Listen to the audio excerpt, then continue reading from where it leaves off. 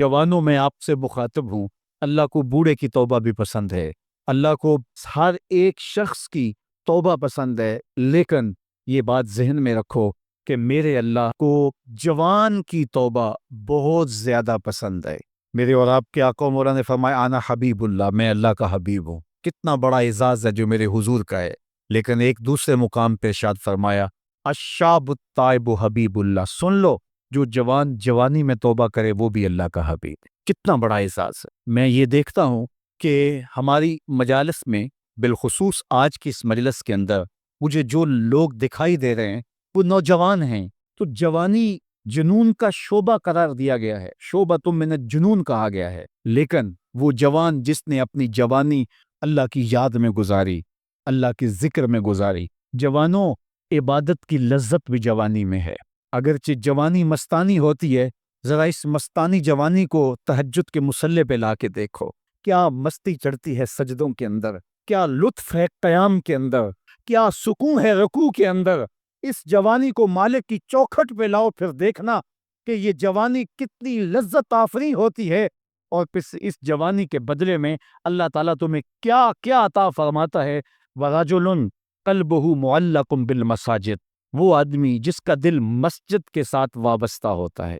अल्लाह के घर की तामीर, अल्लाह के घर की तज़ईन, अल्लाह के घर की सफाई सुथराई, अल्लाह के घर की आबादकारी, अल्लाह के घर की हाजिरी, ये उसकी जिंदगी का मशगला है। मस्जिद के साथ वाबस्ता है, उसको जुनून है अल्लाह का घर खूबसूरत हो, उसको जुनून है अल्लाह के घर में रौनक हो, उसको जुनून है कि अल्लाह के घर में सफाई सुथराई हो, पाकीज़गी हो, लोगों का आना हो और लोगों का मस्जिद से रब्त हो, और मस्जिद की हिफाजत उसने अपने ज़ुम्मे ली हुई है। मस्जिद के काम वो गुलामों की तरह करता है। सुनो सुनो, मेरे हुजूर ने फरमाया क़यामत के दिन अल्लाह उसे अपने अर्श का ठंडा साया अता फरमाया। कुछ लोग मस्जिदों की मेखें होती हैं, जिस तरह लकड़ी में कील ठुक जाता है, वो भी मस्जिद में यूं ठुक जाते हैं, जब भी तलाश करो मस्जिद में मिलेंगे। फरमाया जब वो बीमार पड़ जाते हैं, अल्लाह के फरिश्ते उनका उनके घर में हाल पूछने जाते हैं। यारो, जवानी के अय्याम में मस्जिदों के साथ अपने आप को वाबस्ता करो, मस्जिदों की सफाई भी अपने मामूलात में शामिल करो। जिस तरह आप अपने मामूलात बताते हैं कि वीकेंड पे मैं ये करता हूँ, रोज़ाना की मेरी जो है वो तरतीब ये है, महीने के बाद एक मरतबा ये तफसीली काम करता हूँ। अपनी ज़िंदगी में महीने बाद, 8 दिन बाद, या जब आपको फुर्सत हो, मस्जिद की सफाई का अपने ऊपर जुम्मा लो। किसी भी मस्जिद में चले जाओ, उसको साफ करो। जब तुम अल्लाह के घर को धोगे, अल्लाह तुम्हारे दिल को धो देगा, तुम्हारे दिल को अल्लाह पाक कर देगा। तो ये मस्जिदें काबतुल्लाह की बेटियां हैं। अल्लाह ताला ने मस्जिदों के जरिए जीनत दी है ज़मीन को। जिस तरह आसमान सितारों से सजा हुआ है, ज़मीनें मस्जिदों से सजी हुई। इसलिए अल्लाह के घर के साथ जो शख्स रब्त रखता है, मेरे और आपके आका मौला ने फरमाया क़यामत के दिन उसको अल्लाह अपने अर्श का ठंडा साया अता फरमाए। वो आदमी जिसमें तन्हाई में अल्लाह का जिक्र किया, अल्लाह को याद करने बैठ गया, कोई देखने वाला नहीं था, वो तन्हा था, बुजरे में था, अपने बंद कमरे में था, अपने रब को याद किया। अल्लाह की याद करते करते उसकी आंखों से आंसू टपकने लगे, उसकी आंखें आंसुओं का खिराज देने लगी। तो मेरे और आपके आका मौला ने फरमाया कि ये आंसू इतने कीमती हैं, इन आंसुओं के बदले में क़यामत के दिन उसे अर्श इलाही का साया नसीब होगा। अर्श इलाही का साया उसे नसीब होगा इन आंसुओं के बदले में। रूमी अलैहिर्रहमा फरमाते हैं, जहां पानी गिरता है वहां सब्जा उगता है, जहां आंसू गिरते हैं वहां रहमत उतरती। तो इसलिए जो अल्लाह की याद में रोने का लुत्फ है और अल्लाह की याद में आंसू बहाने का अजर और सिला रखा गया है, ये गुनाहों को धो डालता है, ये अंदर की सफाई और सुथराई का सबब और जरिया है। मेरे और आपके आका मौला ने फरमाया, रातों की तन्हाइयों में उठ के कुरान पढ़ा करो और कुरान पढ़ते हुए रोया करो।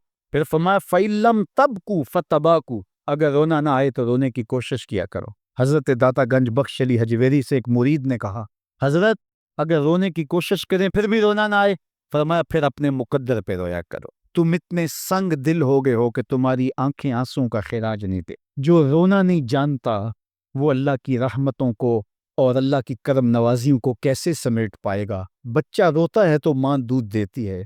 जब बंदा अल्लाह की हुजूर इल्हाज़ारी करता है, इज्ज़ करता है, इनकिसारी करता है, तो अल्लाह की रहमतों को जोश आता है और अल्लाह ताला की रहमतें उस पर बरसती हैं اور اس کے نہ صرف گناہ معاف ہوتے ہیں بلکہ اللہ تعالیٰ اس کے گناہوں کو بدل کے نیکیوں میں تبدیل کر دیتا ہے۔ اللہ کی بارگاہ سے یہ توقع رکھتے ہیں کہ مالک کتنے ہجوم میں کوئی ایک تو ہوگا جو تیرا لاڈلا ہوگا، کوئی ایک تو ہوگا جو تیرا بہت قریبی ہوگا، کوئی ایک تو ہوگا جس پہ تیری رحمتیں برسیں گی، تو مالک اس کے صدقے سے ہماری خطائیں بھی معاف کر دے، ہمارے گناہ بھی معاف کر دے۔ کوئی ایک رونے والی آنکھ مل گئی تو باقیوں کا بھی کام بن جائے گا۔ اٹھ فریتا ستیا تے میلا ویکھن جا، وت کوئی بخشیا مل جاوے تے تم ہی بخشیا جا۔ میرے مالک ہم سب کی خطائیں معاف کر دے، ہم سب سے درگزر فرما، اور ہم سب کے باطن کو ستھرائیاں دے دے، ہمارے اندر کو پاکیزگیاں دے دے۔